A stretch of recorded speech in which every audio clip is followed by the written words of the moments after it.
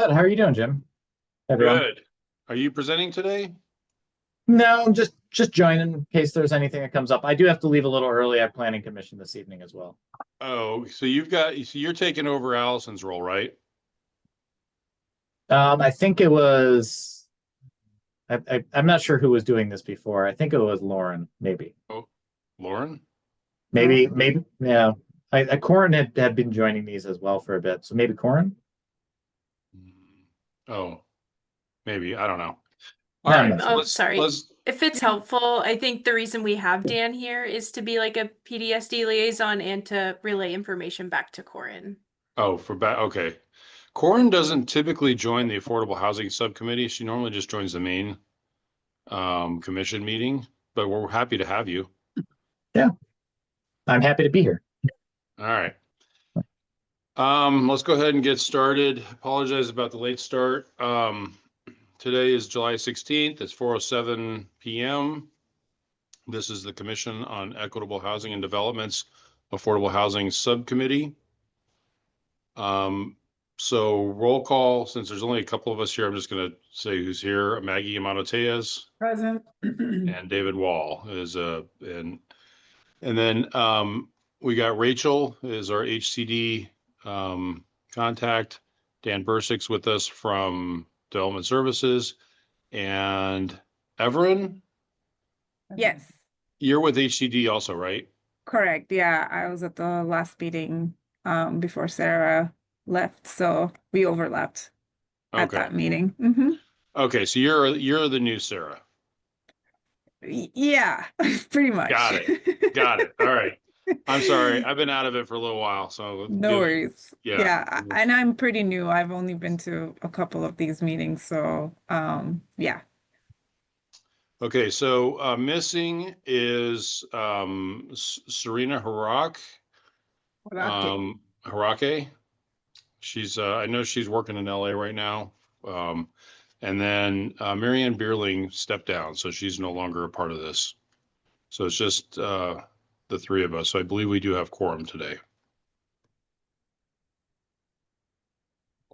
So the Affordable Housing Subcommittee meeting is now commenced. We ask all our commissioners to mute guests mute yourselves until called upon to speak to avoid feedback and background noise. For those who have dialed in, using the call-in number to unmute to speak, dial *6 on your phone. Also, prior to speaking, please announce who you are to identify yourself. As a reminder, this meeting is being recorded. We ask that you only use the chat function to request to speak or to announce that you're leaving the meeting so we can track quorum.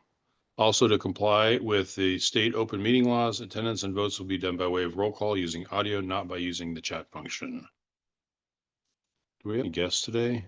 We do. There's one guest. Okay.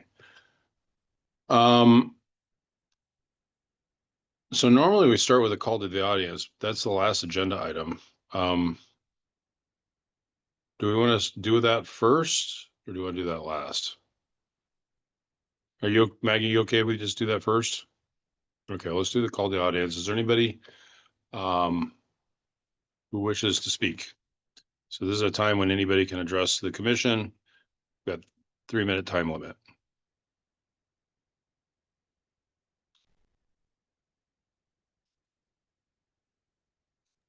No, hands are raised. Okay, good. That was so. All right. So agenda item number 3 is the HCD update.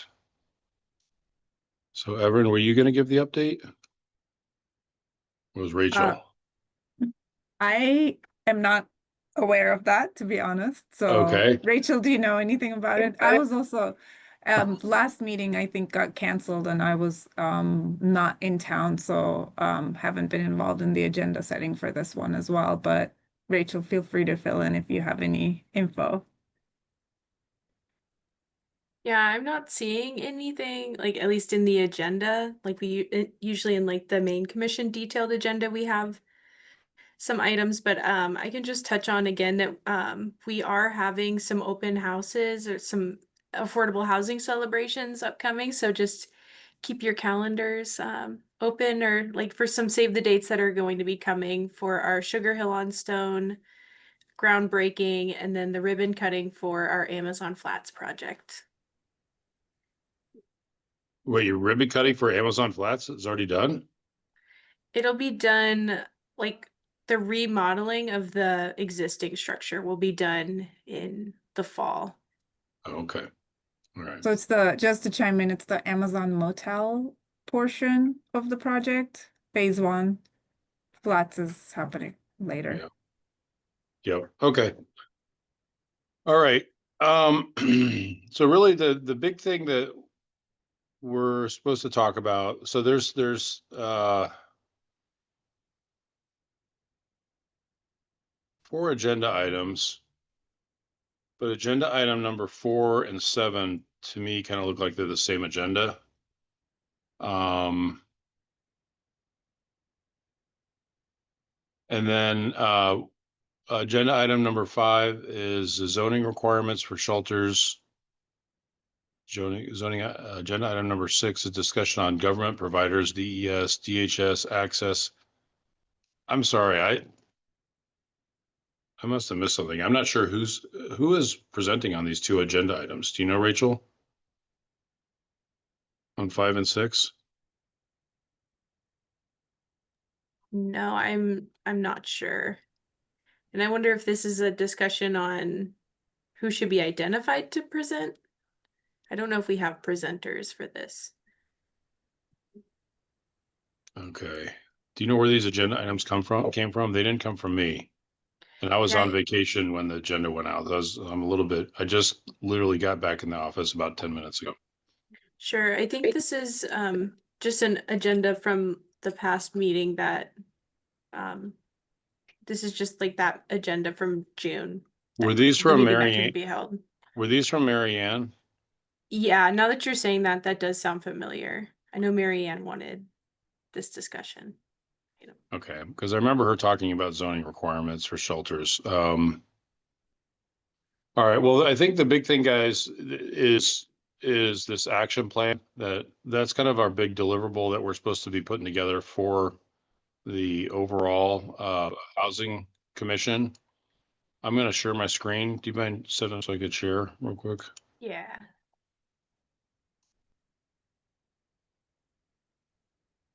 You should be good to share now, Jim. All right, so David and Dan, can everybody see this? Hey. You guys all see this? Yes, I can see it. Okay, I don't know what I do with my control panel here. Hang on. Yep.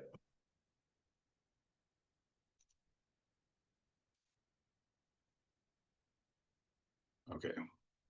So just to bring you guys up to speed on what this is. So we had a retreat about 2 or 3 months ago, 2.5 months ago, to kind of talk about what should be the focus of the Housing Commission for the next year to 2 years. And what the commission decided to do was focus on the homelessness problem, because that's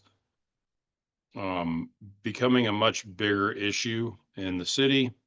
And the question is, what should we be advising mayor and council to do about the homeless problem in Tucson? How should they, what are things that the city can do to help address this? And it's a big lift. It's obviously a very complex topic. And the facilitators put together this action plan template that each of the subcommittees is going to put together, and then it's going to get compiled to provide to the overall Housing Commission, which will hopefully then develop a set of recommendations to mayor and council on both housing and homelessness, primarily homelessness. So what I'm gonna do is gonna recap what we've already done from the last meeting, and then we can, I guess, talk about this going forward. So the objectives is the first objective. Maybe I'll do these, number these. First objective is to reduce the incidence of people who are entering homelessness. Second objective is to create living situations for people who are experiencing homelessness who have a mental illness and substance abuse conditions. third objective is to reduce the financial burden on owners who rent to people with mental or unknown behavioral issues. The fourth is to update the zoning to allow for acquisition of existing buildings and the construction of new buildings for sheltering the homeless. And the fifth is to identify the additional sources to boost the supply. So we just put this in as a reference point to kind of talk about the housing spectrum. So these are the different kind of levels of housing. So there's homelessness, emergency shelters, transitional housing, supportive housing, community housing, affordable housing, and market housing. So like this is kind of the area where I know Dave Wall and I kind of play in the most. And Maggie, you're more in supportive or community? Where would you say you guys typically? We're affordable housing. Near affordable housing. And yeah, Marianne, the nice thing about Marianne is she was more involved in this kind of transitional housing stage. Yeah. It was a good perspective to have. So our desired outcomes were to increase funding for homeless prevention assistance with required services to gain income. Create a new brand of communal communities with private quarters that focus specifically on recovering from mental illness and substance abuse for no less than 30 days and up to 150 days of temporary housing with treatment. The issue right now is when somebody is high, I don't believe that they can they after 7 days, I believe they have to be put back out on the street, which is not enough time to kind of get them through whatever it is they're going through. Modify the requirements of sources that invest in development of housing for people with mental illness and other severe issues. And then again, the zoning changes with neighborhood input that creates safe spaces to shelter people. So tasks, this is kind of where we got stuck last time. First task was to increase the number of beds in emergency shelters. Second was to review the housing needs assessment to determine the best uses of funds. Third was the zoning needs to allow for shelters to be built in more locations. Have the city of Tucson formally support the county property tax increase proposal. Last item was to create a centralized database and coordinated entry to track homelessness and services. So the last is just kind of what do we need to do these things and what are the obstacles and potential opportunities to get them complete. So going back to the first two items, the objectives and the outcomes. I guess I'd just like to hear Dave, Dan, Everett, since you guys probably haven't seen this before. Do you have any thoughts on this or suggested changes or additions? On outcomes, can you explain 3? Modify the requirements of sources. Are you saying get the funders to change their benchmarks or their outcomes? Or I don't understand what 3 is. Maggie, was this in relation to the fact that there's been a lot of talk of CBDG and home funds going away from the feds, and so like the number of the sources that they're currently available to help with this are shrinking, To say the least. yeah. And Home got zeroed out in the House budget. Yeah. Is CBDG still there? The CDBG is still there, but CDBG isn't primarily a housing program. It's an infrastructure program. Yeah. I suppose it could be expanded, but home is really where the money is for housing, or has been. How much did Arizona get the last couple of years? Billions. Billions per year for home funds?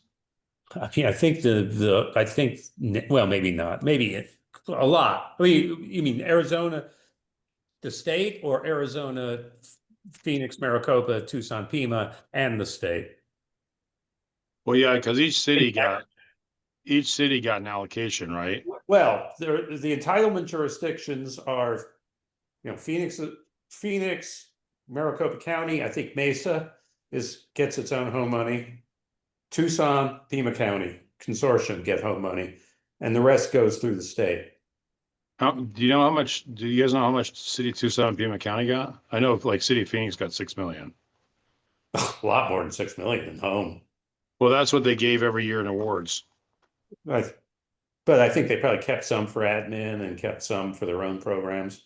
Oh, okay, fair enough. Yeah, What was that impact to Tucson? Do you know? I don't know. I mean, right now we're in uncharted water. I'm just glad I'm old. Everett and Rachel, do you have any idea what that impact's going to be to Tucson? I don't have that information, but we can look into it. Okay. So to get back to your question, Dave,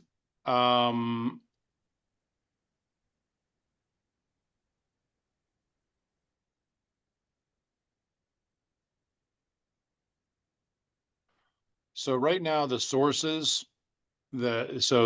of the sources come through the city to different nonprofits that assist individuals with homelessness and mental illness and drug addiction issues.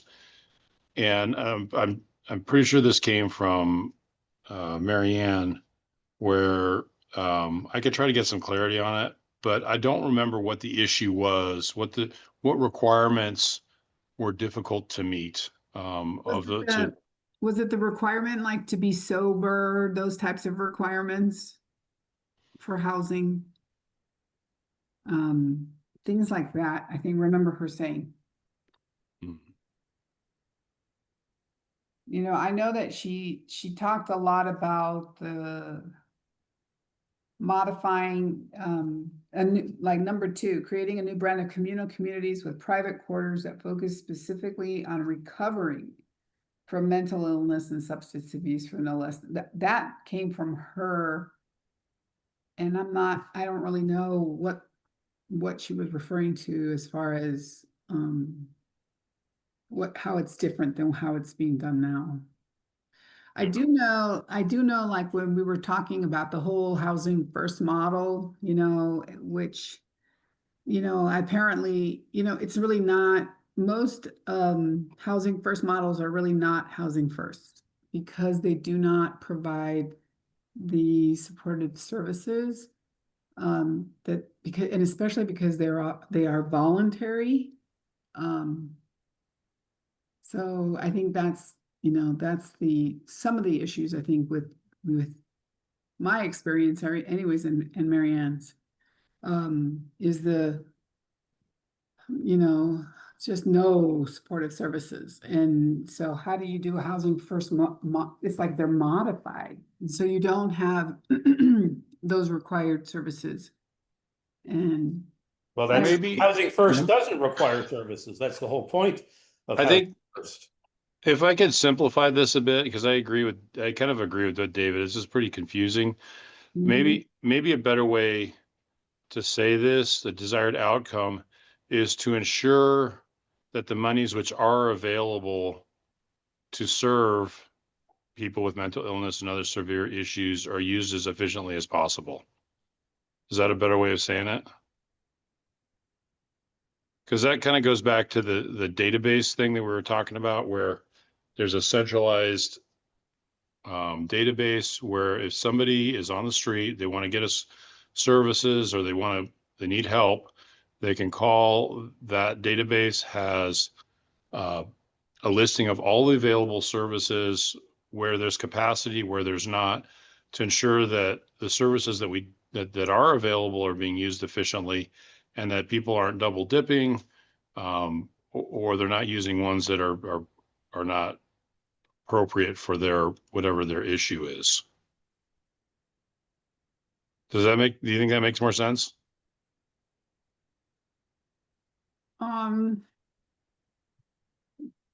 Yeah, and David, yes, you're right. You know, housing first is you find them housing, you get them in housing without having them jump through the hoops. But the idea of housing first is to provide those supportive services. Ideally, but it's not required. It's not, but I guess it's really the way that it works. I mean, from my own experience, it was a nightmare without those supportive services. And we only did four little houses. Is So, does this meet, you think, what the intent was? I'm sure that the source is available. Not, I don't know that about efficiently, but that they're offered, that supportive services are part of the But program. I think the intent here was to change, it was to, like, some of the sources are not available to serve these people currently. And they're the ones that need the help. So I think that was the intent, is how do we, you know, use the sources which are available to ensure that they get used for the individuals who need them. I guess so, yeah. Are you saying the assist that it's being abused? I just think there's probably requirements and there's regulation that, my understanding is there's probably regulation in place that doesn't allow them to be used for certain individuals. Okay.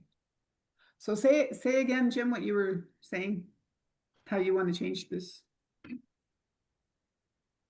Well, it's ensure that the sources available Are used, to assist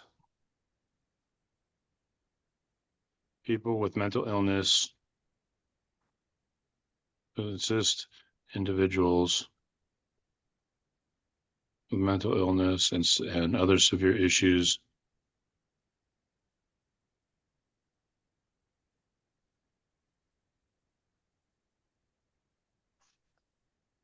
There.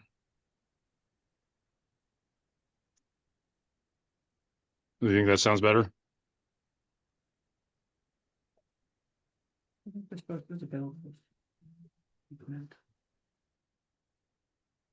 But I don't think it's different than what we have now. I mean, I think most housing first is so baked into the system now that there aren't, in my experience, there aren't a lot of funders that require sobriety.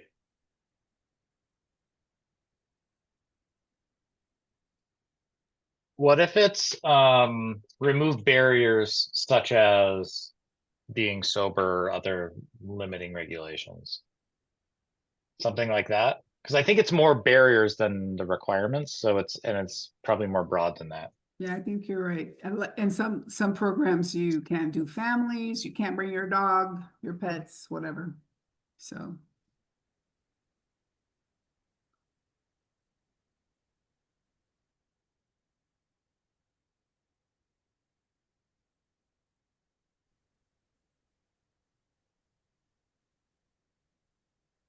Remove barriers which would allow sources,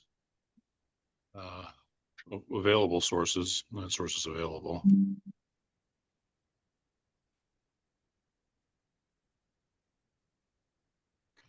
What's going on with my computer? Sources to assist individuals with mental illness and other severe issues. Okay.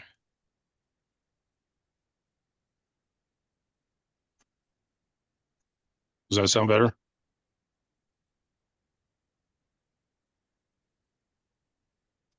Yeah, I agree. This needs to be something that's simple enough that we can all understand it and explain it. Well, I think remove barriers in order to allow, not, you don't want to remove the allowance. Yeah, that's better. Okay.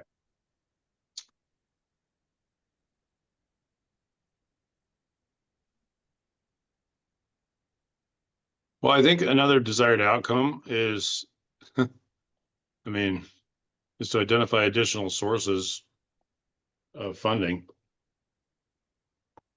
you know, which goes back to what the county is talking about doing.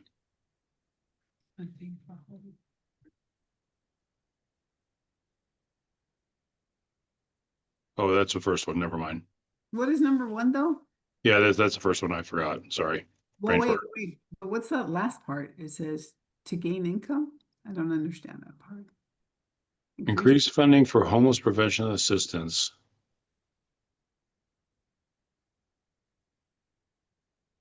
I don't know what that means. Me neither.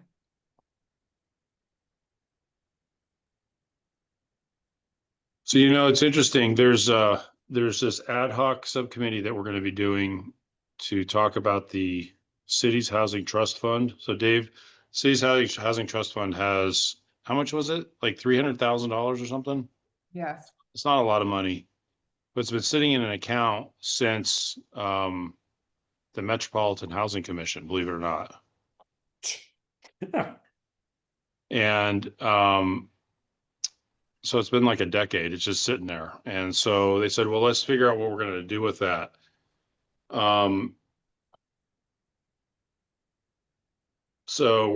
I think we're gonna have a meeting next week to talk about those funds and give a recommendation to the commission on how they should be used. Alan Solat is pushing hard for those to get used for legal services for eviction prevention. To me, it seems like it might be better to just put those straight towards rental assistance for individuals who need it, as opposed to eviction prevention and finding landlords after the rent hasn't been paid. But I'm off topic, so let's get back on topic. Okay. Any other desired outcomes you guys can think of?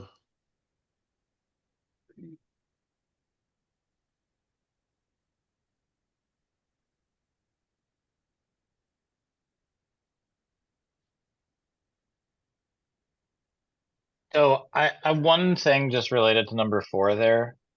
I mean, the zoning code, it's more allowing for those places to be created than creating them themselves. So I do think zoning changes are really important for this because our zoning code is very restrictive when it comes to shelter care. And we really do need to modernize it. But I just don't know if it's the zoning changes that are creating it versus allowing for it to happen. So you think we should change this to allow? Or it's zoning changes with neighborhood input that allow Is safe it spaces maybe to shelter then people. like, is it maybe like zoning changes that would facilitate, you know, production of additional shelter units without barriers or something like that? Because I think that's the issue, right? Currently, it's so restrictive that there's a lot of, I mean, there are sites where potentially shelters could be built, and yet it's so restrictive, we're not able to do that. That's sort of my, you know, in my limited time here, that's my understanding of the issue. Yeah, Well, I Fred, guess- I like that. I think that's, oh, sorry, go ahead. Well, I guess this to me is like, are we proposing that we change the zoning code to have zoning by right for shelters, or are we advocating for a streamlined process on specific sites that people want to convert? I mean, I think you'd have to do a public process to figure out what you want to do, and then what it is should be reflective of the community. I would say ultimately it's probably something that's predictable. So you figure out what's appropriate, where it should go, and then I would say, I think probably have either a by right process or a process that allows for some input, but in a way that it doesn't allow for it to kill the project. And so, yeah, I'm not sure what it is, but I do think that if you look at our zoning code right now, we did an analysis and there's very few sites in the entire city where you can actually put this stuff right now. And so we do need to modernize it and update it. So is a better way to say this is to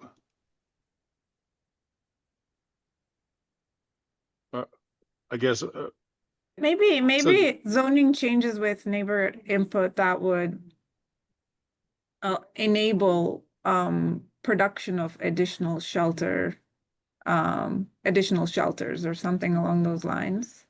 Because I think Yeah. ultimately we're trying to increase the number of shelter beds, right? And one way to do it is to have more shelters.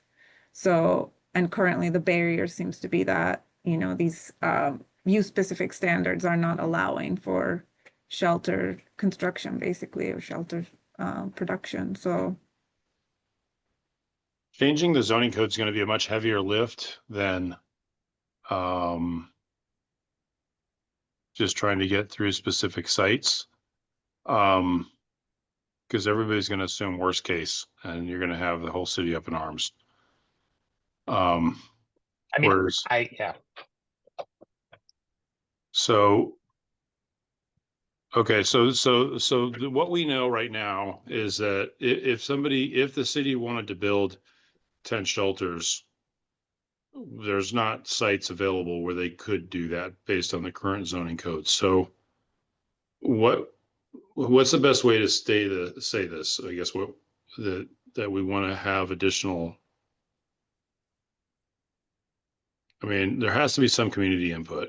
Can't just. You can't change the zoning code without community input. Yeah, you can't just. I wish you could, but you can't. Well, then let's change that rule. Yeah, I mean, I think as much as that's a big part of my job, I have, and it is very challenging. I think it's a good thing to have the community input. I think it leads to mistrust within the whole community if you just unilaterally make changes sometimes. But I do think that, yeah, the zoning code is a barrier, and it can be addressed through either rezonings, which I think are really challenging, or it can be addressed through fixing the zoning code. And I know that this is gonna, if this lands on my desk from mayor and council with direction, it's going to be one of the more challenging things that I'm going to end up doing, but it's definitely worth doing and something we do need to address. So I think I think it's good to have it in here. So how would you state this outcome then? I actually kind of liked Everin's that this kind of that facilitates the production of either shelter care uses or shelter beds or something of that sort. So Evan, can you say it again, what you were talking about? I'm sorry. oh yeah, no worries. I think I was saying zoning changes with neighborhood input. I think we can keep that there. I guess it's just baked in anyway. It's gonna have neighborhood input. But zoning changes with neighborhood input that would facilitate the production of additional shelter facilities.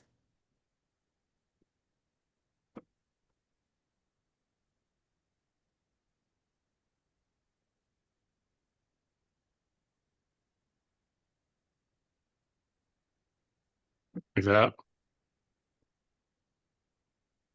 So maybe we don't. Open to wordsmithing. I like it. I think it's good.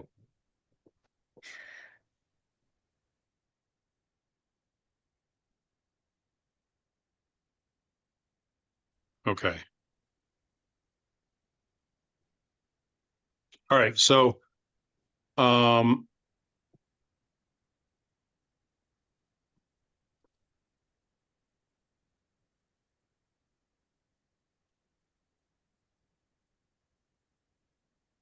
okay. So the tasks, are we ready to move down to tasks and timeline?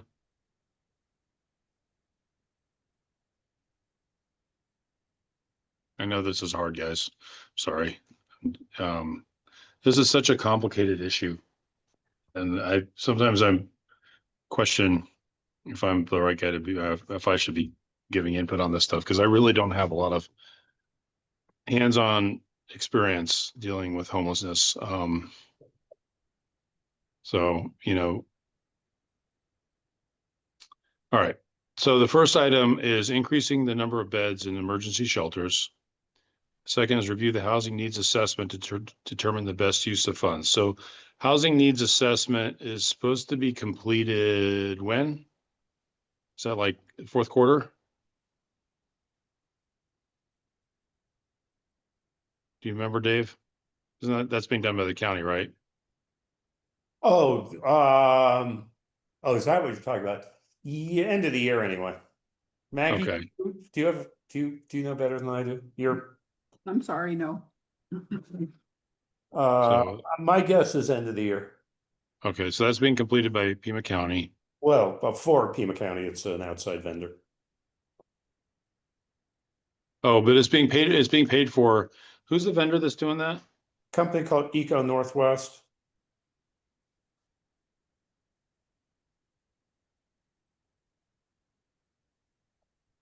Okay. Is that right? One word? Oh, I'm sorry. Yeah. Yes, that's right. Okay. I don't think City of Tucson's paying for it. I think it's Pima County. Okay, so then the next task is, okay, so this is probably something we need to fix. Zoning needs to allow for shelters to be built in more locations. I would Um, simply put in a plug to shelters and other affordable housing. I don't want my industry left out.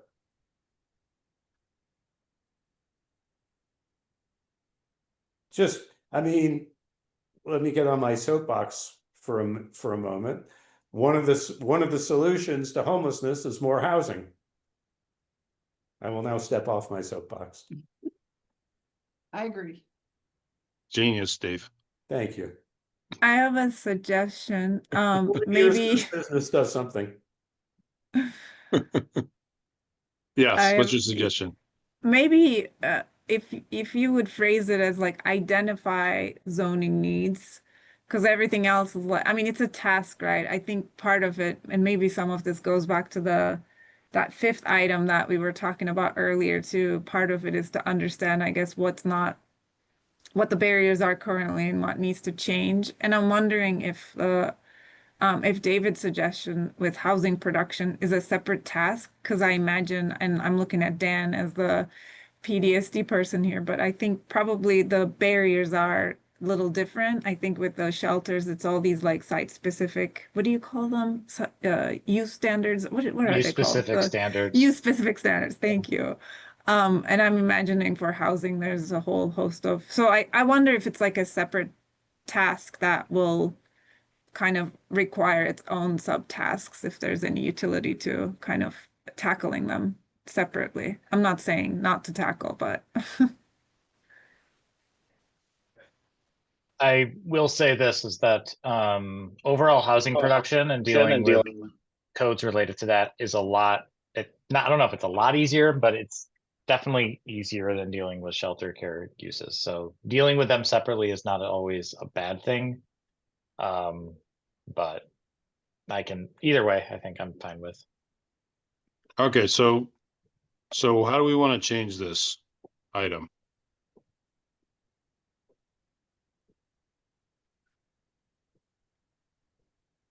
I think it could, I mean, if we decide to go that route, it's up to you. It's your task list. I'm just know, but- offering suggestions. It could be a one task, sort of identify zoning needs to allow for shelters to be built in more locations. And then, because I think I'm seeing that there's a responsible party involved who's, I guess, gonna kind of see that task through.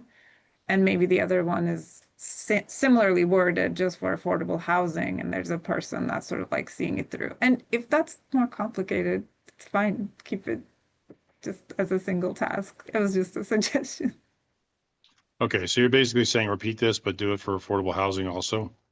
Right. And I was suggesting it again, Dan, thanks for chiming in. I thought maybe because it's the use specific standards, it's a whole nother, it seems like the shelter one is a whole nother animal, if you will. It kind of is. I mean, honestly, when you start to look at it, because it's under residential care services, we're gonna have to redo that whole section in order to really modernize things so it addresses the type of shelter care uses that we have now. It's something it's 30, 40 years old and it just doesn't really work. So I'm okay with them being separate because of that as Yeah, well. so say that again. It currently falls under what? Oh, residential care services. Is that I usage? Is that like like a skilled nursing or something? Yeah, that's the problem. It goes from it's a really wide range of different things that are incorporated in there, as well as shelter care. And so again, it's and it doesn't deal with like the difference between congregate and non-congregate shelters. There's a lot of things in there that just are not, I don't know, that they just don't align with kind of how we actually deal with homelessness and shelters and things of that sort. So in terms of the timeline for zoning changes, I mean, these are like multi-year. Yeah. So I mean, this would be like best case to actually get, so if we were to try to change some of the zoning codes, we're looking at probably 2027, maybe 2028. What do you think? I think to identify it, yeah, I think I think you could do that pretty quickly. Don't think the actual changes might take a lot longer. So yeah, I think that's good.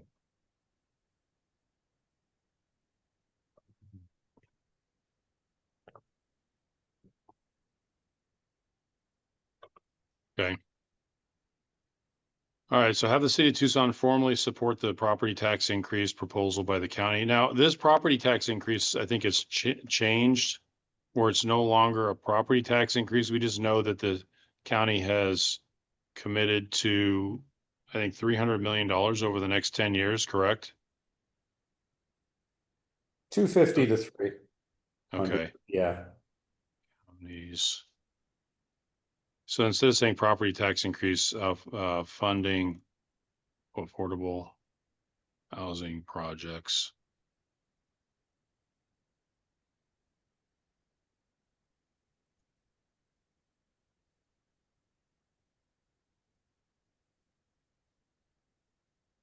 Is that correct? And that should be done probably by Q4 of this year.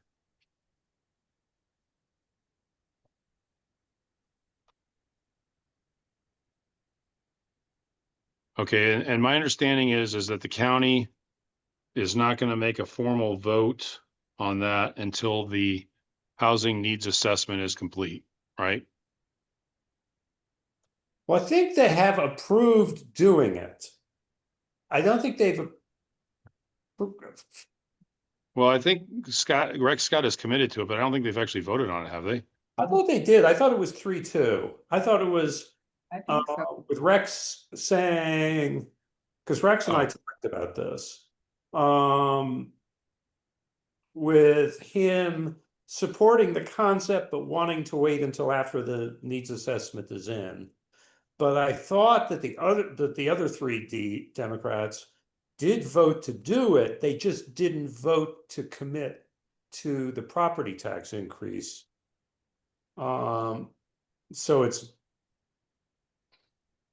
that's how I understand it. Is this the 3-cent one? This was this was Matt's Yeah. 3 cents per 100 or, and, I think it was approved. but not the property tax increase part. That I think Matt pulled back on that in order to get Andres and what's her name? Right. Side. So they've committed to that, but they don't know where the funding's coming from. I think that's a fair statement. Yeah. I also thought maybe the amount was reduced. It was initially proposed as 3 cents, and then wasn't it reduced during the vote? Let me see what I can find out. Yeah, I'm gonna do a little Googling here as well.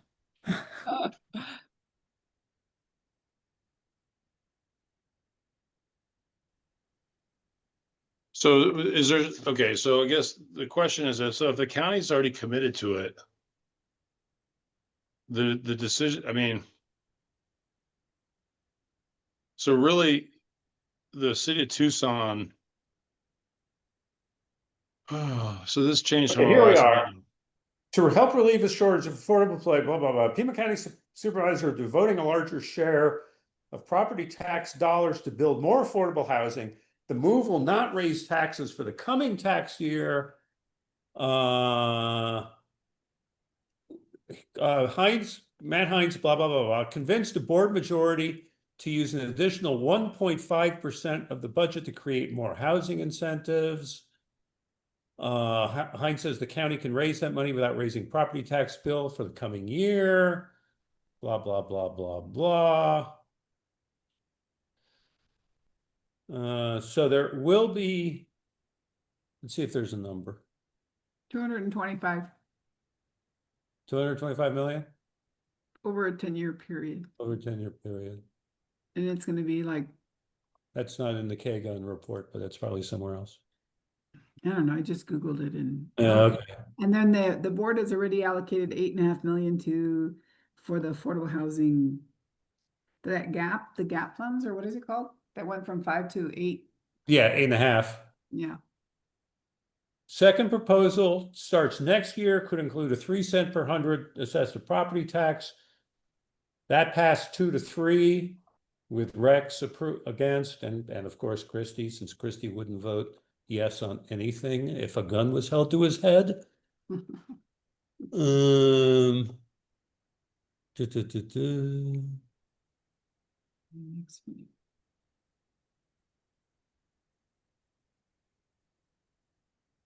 Anyway, any tax increase would be discussed later to start fiscal year 2027. All right, so they are going to do something.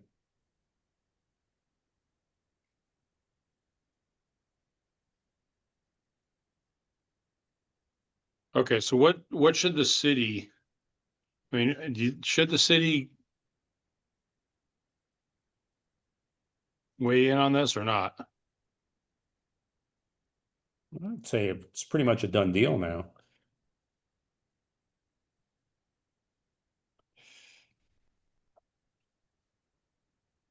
I know that the concern that's been expressed is that that's, you know, some of those awards go within the city limits, which I think they will. I have not heard anything contrary to that. But I know that's always kind of a hot button between the city and the county. So does it make sense to get rid of this one? I think so. Maggie, you agree? Yes. Okay. All right, so the last one was create a centralized database and coordinated entry to track homelessness and services. So this would be by the Tucson Pima Coalition and TCP. Wait, what's the acronym? TCP? TBCH, I think. Tucson Pima Coalition for Home. Yeah, I think it is TCPH. Okay. I mean, how does this differ from the Homeless Management Information, HMIS? I was just gonna, yeah, I feel like they My- already do this. My understanding is it doesn't really work. Oh, that. But it's a centralized database. It is a centralized database, but it doesn't work. So to create a working centralized database then, a Yes. functional, Yeah. useful. Well, and then part of that's going to be obviously that, you know, people need to know who to call. But we can talk about that later. So any other notes for that one?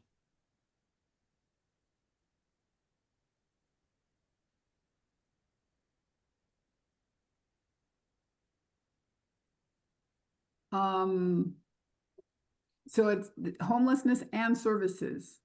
Mm-hmm. So I think it's, I think, wasn't there discussion about like creating some kind, well, I guess that's what this is about.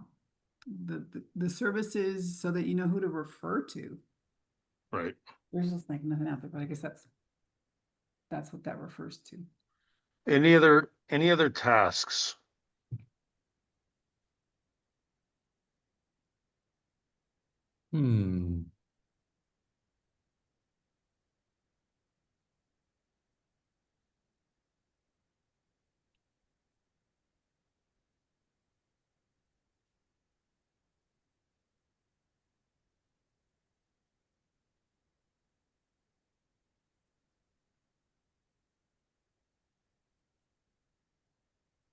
Can you go back up to the objectives and?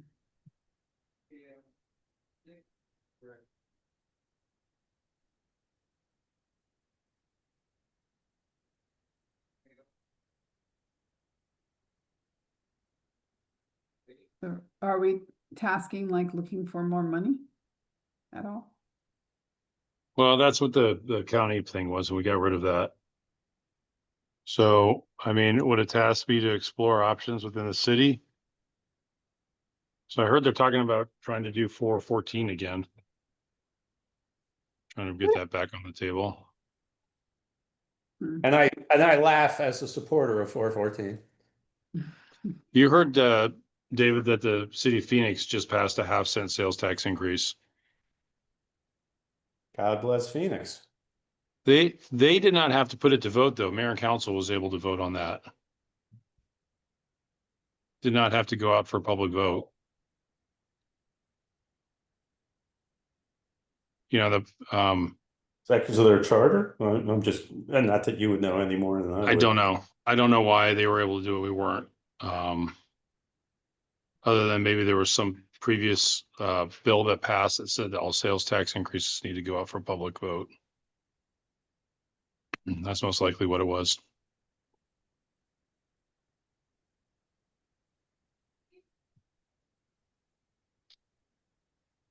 So do we want to say something about additional sources or increased funding? Like we've talked about the housing trust fund and how can the city establish a kind of ongoing source for the housing trust fund? That's been something that we've been talking to the mayor and council about for some time. And, you know, I think they were kind of banking on 414 to do that.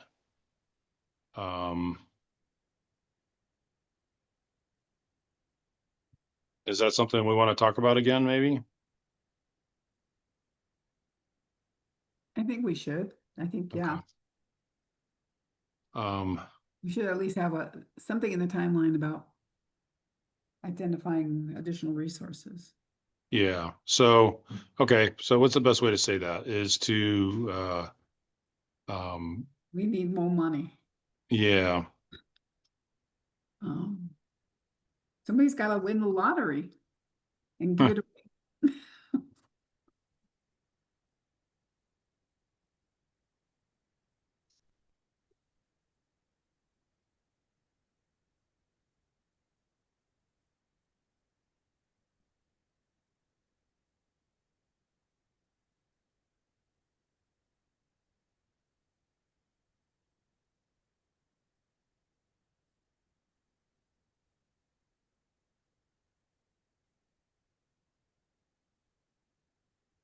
Does that make sense? Oh, that's not the right word.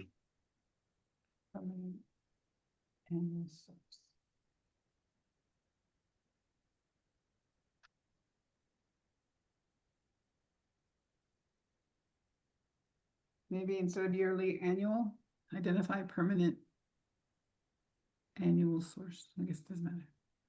Fund. Let's see, 2 cents. Do we want to throw a number on here? Like before we'd said $2 to $5 million. Well,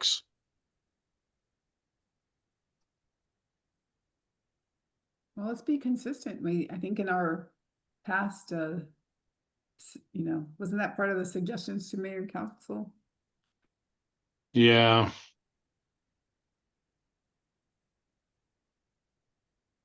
I'm gonna say 2 to 10, just because all the other supplemental sources are drying up.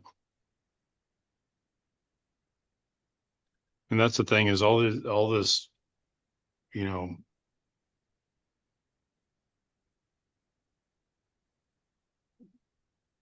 Yeah.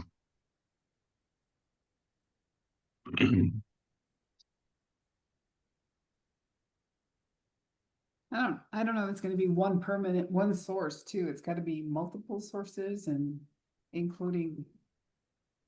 I don't know. You know, it's interesting. I heard that the city with this Project Blue, the data center that's going in, the city is going to generate more yearly revenue from that than they would have received from 414. The economic benefit of that data center going in is gonna provide more annual revenue to the city than 414 would have. And that's an argument that I've always kind of heard on the right is instead of focusing on taxes, let's focus on economic growth as a way of increasing the budget.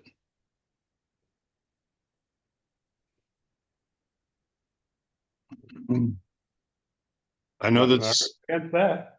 what's that? I am not gonna argue against that. Yeah, the state, had a budget deficit this year. My understanding is next year they're gonna have about a $450 million surplus again. And so they're trying to figure out how to spend that. And, hopefully they can increase some of the city's budgets again because they cut everybody back last year.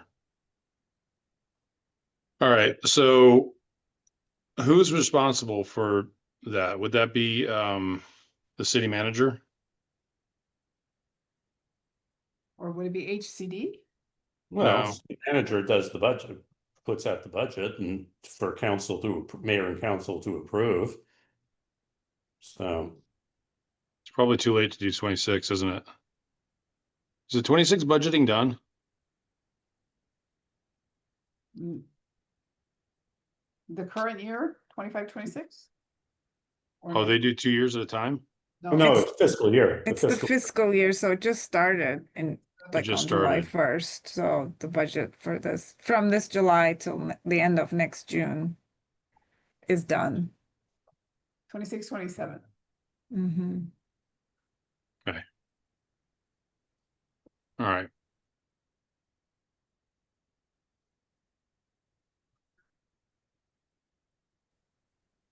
All right, anything else we need to add in terms of tasks? I think this is a lot. Yeah. All right. So information needs, I think this is actually looking pretty good, guys. Maggie, I'm gonna need your help presenting to the commission.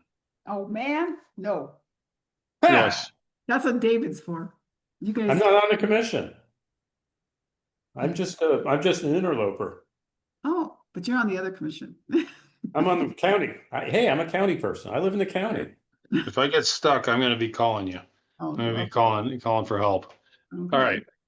So information needs. So obviously we got the housing supply study. We call it the Pima County, but it's really the Eco Northwest housing supplies. Okay, so the results of the point in time count are in, but they haven't really, it's interesting with the point in time count because they said that the number of homeless in Tucson was relatively flat this last year, which I was not expecting because I can tell you that there's a lot more people around my house this last year than there were the year before. Like what I've personally seen has been going up pretty drastically these last couple of years. I agree with that. I thought that was a little low. I think it's increased a lot too. Just judging by what you see everywhere, especially where my office is downtown. I hate to say this, but I'm guessing that a large factor of how many people they are counted are based on how many volunteers that we have doing the counts. Yes. Because, we had, so in the area I did, we had 7 people or 8 people, I want to say. So we split up into 3 teams.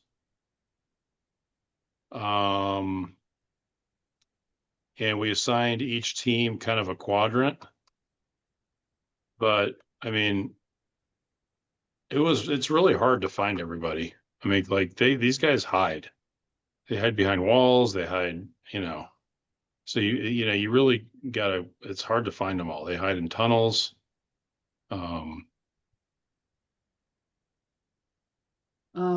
What month was that done? In February is cold. Mm-hmm. So we were doing it we started at 6 a.m. Yeah. And it's always in February, isn't it? Yeah. Yeah.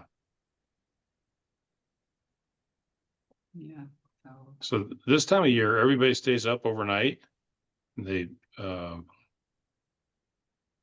actually, no, I take it back. That time of year, they stay up overnight because it's so cold and they sleep during the day. This time of the year, they sleep at night and they're up during the day. Shelter. Yeah.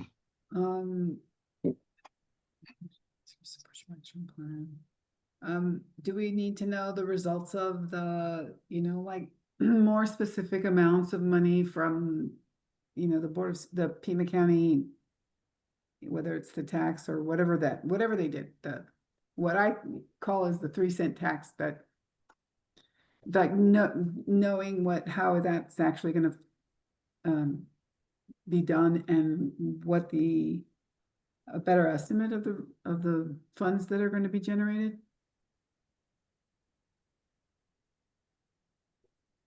Not results. What is that called? Well, are we saying we want to know how the monies are going to be allocated or how they're going to be sourced? Well, sourced, if they haven't really finalized it, I guess getting a better idea of what it's going to be ultimately, and projected, revenues. I know that one of the concerns that Andres Cano had was, how can you commit commit the resources for, the 10 years into the future, when you can have all new elected officials and, things can change. I think that's where he was hesitating, is making those estimates. Like, how do you really estimate that?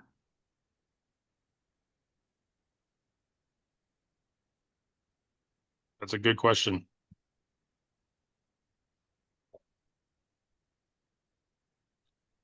What other information needs are there? So do anything with the zoning? Like,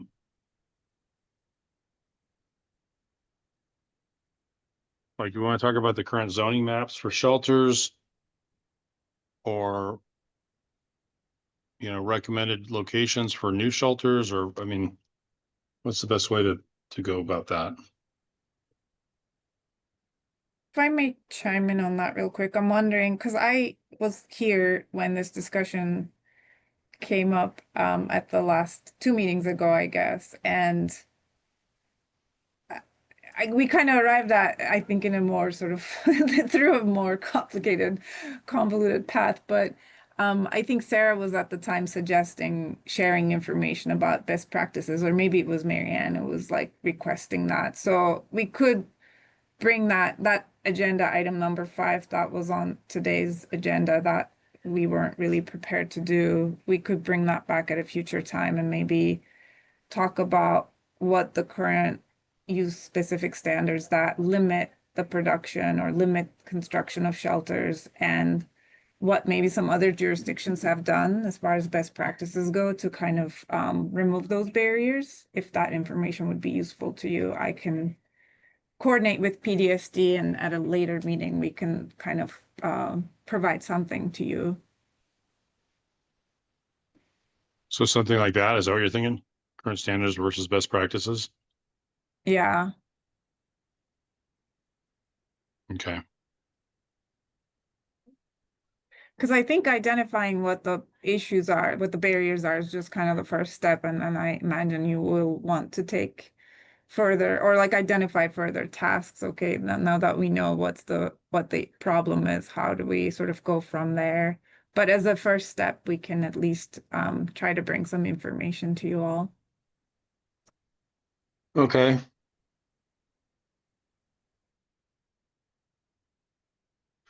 Any other information needs you guys can think of?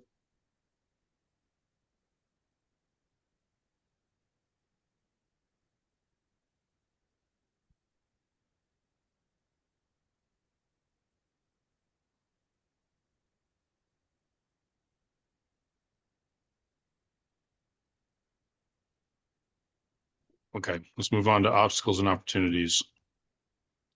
I think this is all we have to do today. So Obviously, the biggest obstacle is gonna be, how do you get all this stuff done when the majority of Tucson doesn't want to see it done?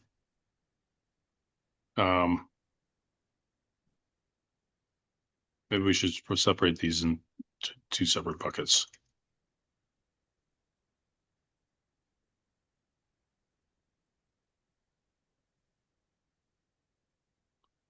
So what are obstacles? Obviously, City of Right. Tucson has a funding. Yeah, money. Declining, I mean, increasing costs and declining resources. Particularly if I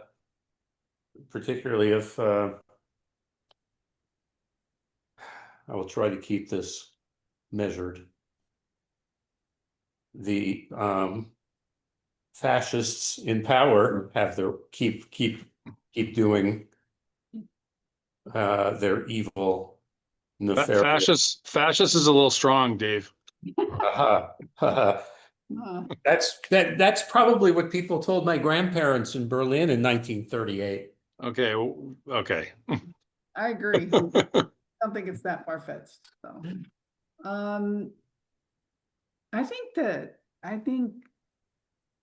a big obstacle, I think, is the overwhelmingness of this. And, really not, I think it's really hard for us to grasp need and, and then creating a pathway to, resolving that. I think it's so many facets. It's not just shelter, right? And I think we all want to just focus on shelter, but I don't think you can resolve these issues with just focusing on providing that.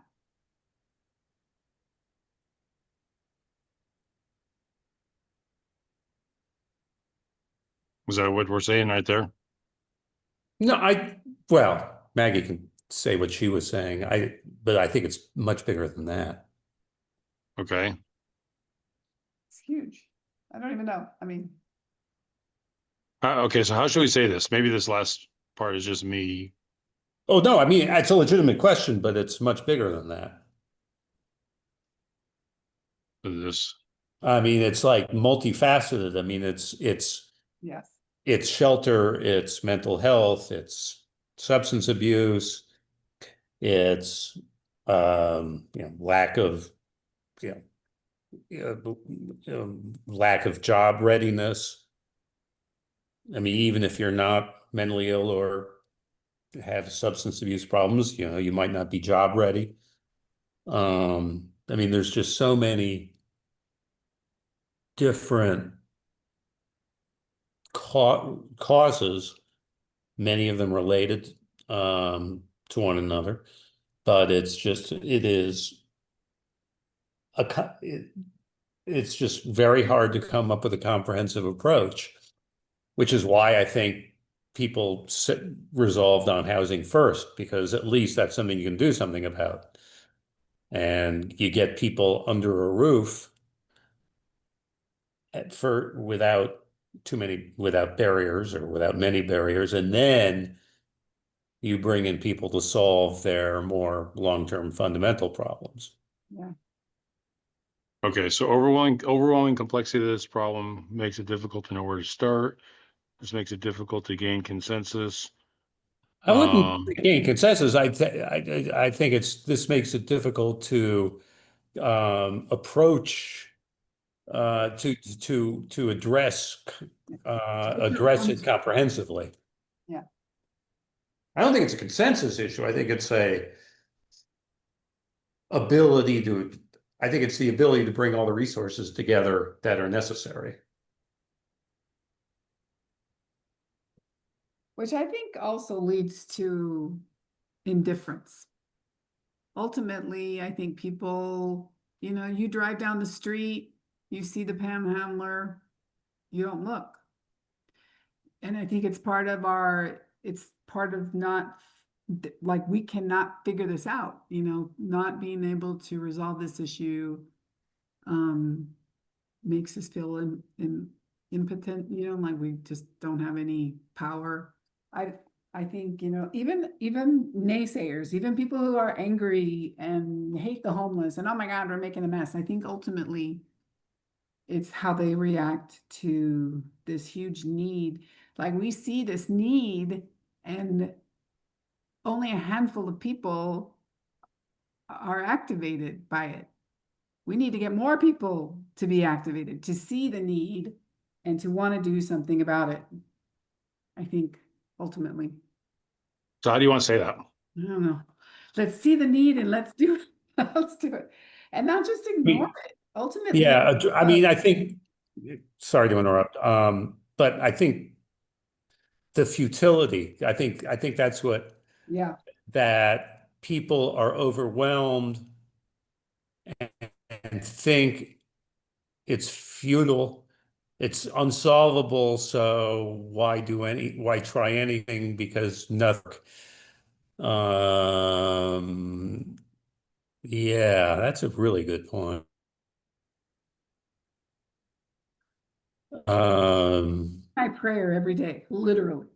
Like, help me How to do you spell ambivalent? help me to see the need and do something, not just pray it away, but how do we get action? How do we get people to do something? And not just because it's much easier to just look away. Is that what we're saying? This leads to individuals feeling overwhelmed to the point where they become ambivalent to the issue instead of taking I wouldn't action. say ambivalent, I would say indifferent. Yeah. And I think it's a protective thing. I think we all, I can't watch what is it called? ASPCA commercials. I can't see those little puppies. Well, they become indifferent until it affects them. Y- Then they become Yeah. pissed. Yeah. Oh. But how do it's the same thing with, I feel like that's the same thing with NIMBYism of every kind. Yeah.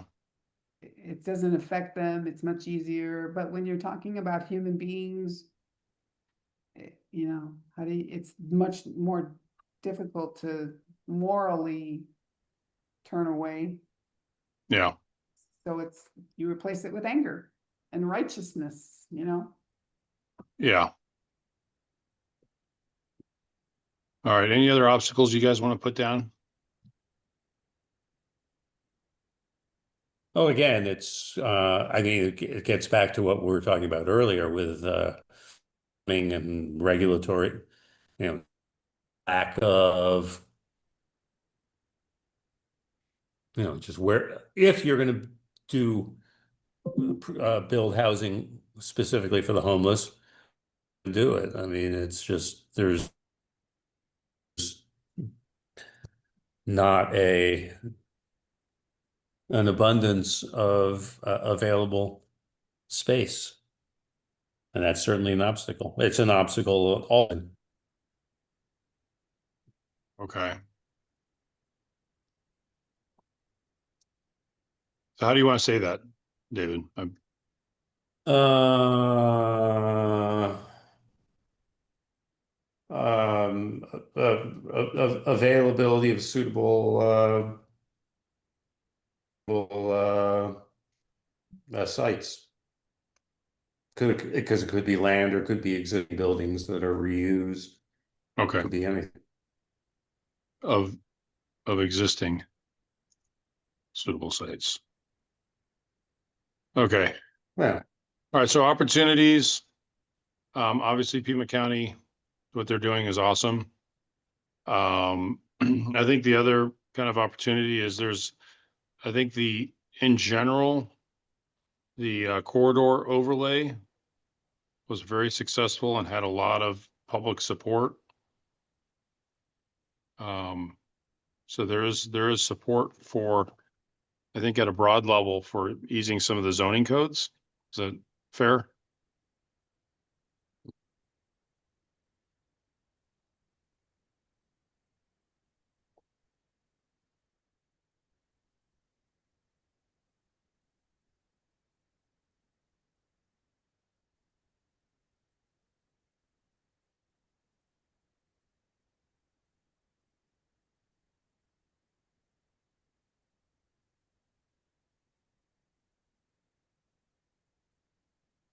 how do I say this? The zoning overlay, which is recently passed. Okay, carry over to, I was gonna say additional zoning, changes. Does Like that make it- sense? Maybe it created a pathway to doing what we need to do for this topic. I don't know. I don't know anything really about corridor overlays.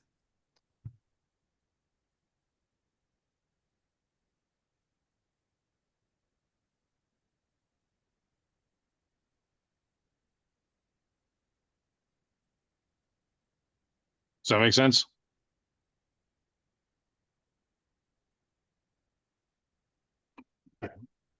What other opportunities are there? I think TCPH is trying to figure out this database. Didn't they present that at the meeting a couple months ago?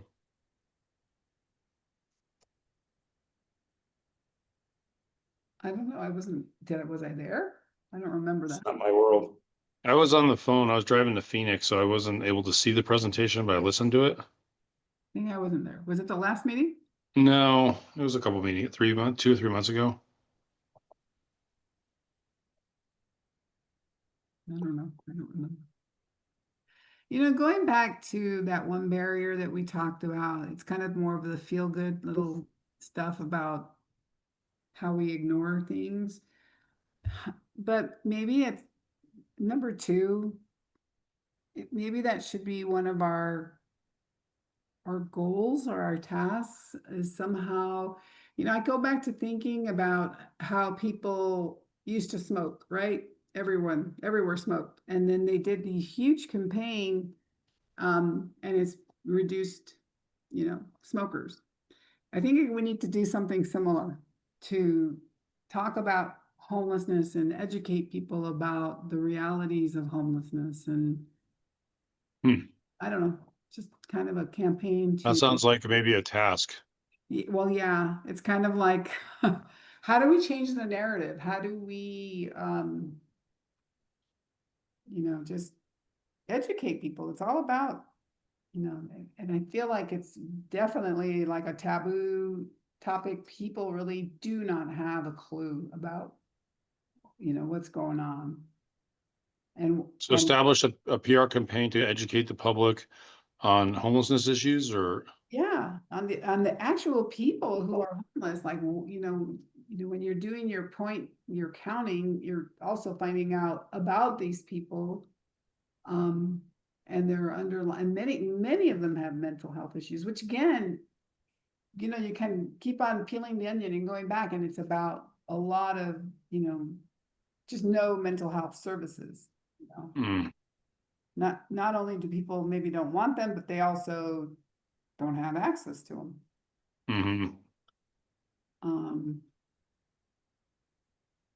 I don't know. I'm just kind of thinking.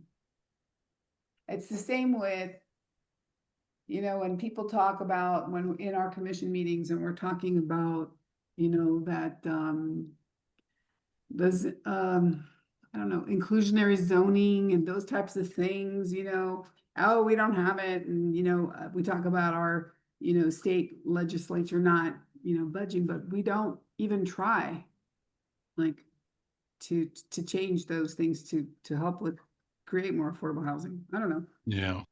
And All right. I don't know. Those I know are big things, but. All right. Well, I think this is good. I think this is we did a lot better today than I was expecting. So it's 5:26. We've got about 4 minutes here, I think, to get this thing wrapped up. Any final thoughts, guys, on Everin? You've been pretty quiet. You have any thoughts or things you think we should be adding or changing? No, I'm just letting you all take the lead, chiming in where I feel like there's a piece for us to sort of support. So, yeah, sounds Okay. good. All right, Dave, Maggie. I think we need more people on this committee. I know, I'm working on it. We should merge. I mean, there's not that many. I don't know. Well, the problem is if you have 2, you have to split it up almost exactly 50-50. And then if you have more than, you almost have to have 3 subcommittees, so you're not at risk of hitting quorum for the entire commission. Yeah, But I'm actually going to be meeting with Jay and Tisha on Friday to talk about that, because Jay's subcommittee didn't hit quorum this last time. So they're having trouble getting traction as well. And they missed quorum last month also. I'm really sorry about last month, by the way, guys. That was my fault. I had it in my mind that it was the following week. I don't know what I was thinking. So I was double booked. All right. oh, with that. Sorry. Where's my Zoom stuff? All right. So next steps. So our next affordable housing subcommittee is going to be August 20th. The next full commission meeting is August 7th. So we're probably going to need to review this stuff to the full commission. Is there any agenda items you guys want to see on this next month?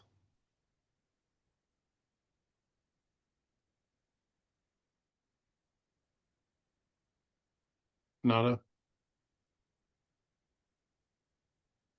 Maggie, you're muted.